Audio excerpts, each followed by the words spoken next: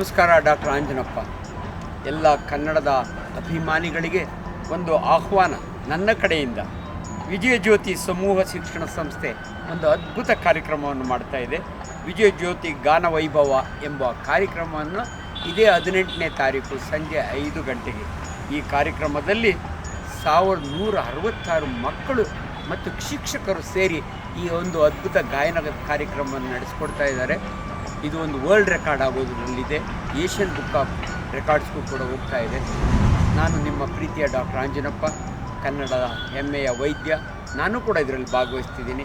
ದಯವಿಟ್ಟು ತಾವೆಲ್ಲರೂ ಕೂಡ ಈ ಕಾರ್ಯಕ್ರಮದಲ್ಲಿ ಭಾಗವಹಿಸಿ ಅಂತ ನನ್ನ ಪ್ರೀತಿಯಿಂದ ಈ ಸಂಸ್ಥೆಯನ್ನು ನಡೆಸ್ತಿರ್ತಕ್ಕಂಥವರು ನನ್ನ ಆತ್ಮೀಯರಾದಂಥ ಡಾಕ್ಟರ್ ಶ್ರೀರಾಮಚಂದ್ರ ಮತ್ತು ಅವರ ಸುಪುತ್ರ ಮಧುಕುಮಾರ್ ಅವರು.